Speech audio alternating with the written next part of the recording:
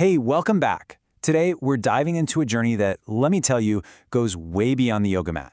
We're going to explore the path of yoga not just as a set of postures, but as this really profound personal adventure. It's all about connection, curiosity, and some deep inner discovery. And this quote, this really gets to the absolute heart of it, doesn't it?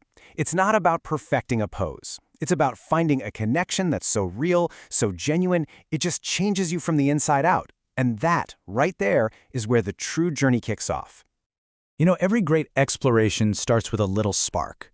And for the person whose story we're following, that spark was a simple conversation with their mentors, David and Sherry Schweitzer. That one talk planted the very first seeds of what would turn into a lifelong pursuit.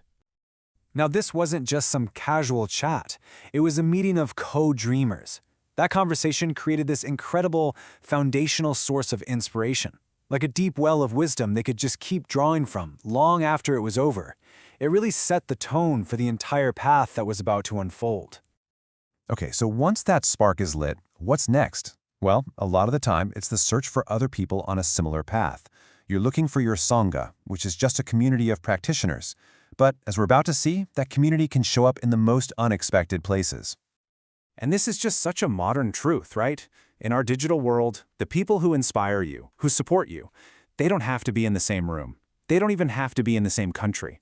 Technology has totally reshaped our ability to find our tribe. This line is actually from an email the author sent after finding a community just like that online. And wow, it just perfectly captures that incredible feeling of finding a space where you truly belong, where your questions aren't just tolerated, they're actually celebrated. It's like finding a sanctuary for seekers.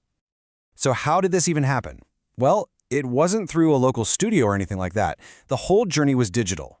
They just stumbled upon a YouTube archive of these deep philosophy discussions, listened to literally 2 years' worth of conversations, and through that deep engagement, just became a part of the community.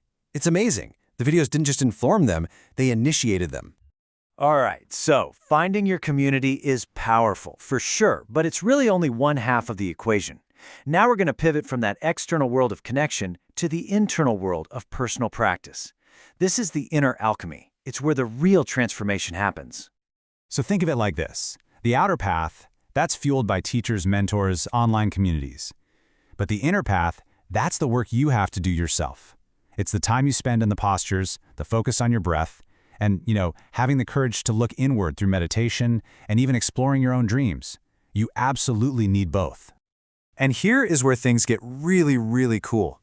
This whole journey isn't about choosing between the ancient and the modern. It's about weaving them together. I mean, the author even used a dream interpretation website. You're linking today's tech with the timeless practice of inner inquiry. It just goes to show you, these teachings are alive. They're not some dusty old relics. So, at the very foundation of this journey, you've got these sacred texts. This is the philosophical bedrock that has guided seekers for centuries. You can almost think of them as treasures you discover along the path, treasures that just light the way forward. First up, we have the Patanjali Yoga Sutras. This is basically the essential roadmap for classical yoga philosophy. And as the mentor in this story, Zoran, puts it, It's ancient wisdom decoded, no stretchy pants required. I love that. It's a great reminder that the core of this wisdom is for everyone. It's not about the gear, it's about the inner work. It's about breath and stillness. And then you've got the Hatha Yoga Pradipika. Now, if the sutras are the philosophical map, you can think of this text as the practical manual for the physical journey.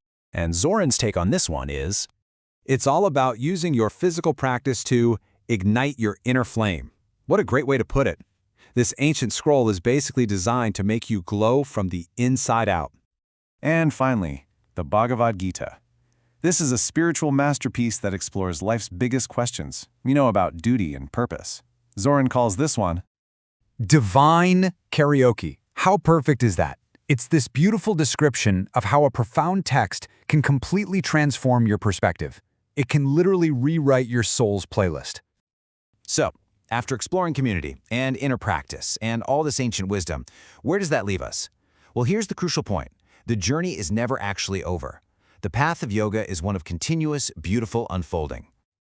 And if we boil this entire journey down to its absolute essence, we land on these 3 pillars: curiosity, That's the engine that just drives us to keep asking questions. Community, that's the wellspring that inspires us to keep going. And gratitude, that's the light that illuminates the path even when things get tough. And this final thought just leaves us with this amazing sense of infinite possibility. The practice isn't about reaching some final destination. It's about the process itself, of deepening and expanding, moment by moment with every single breath you take. So, I'll leave you with this to think about.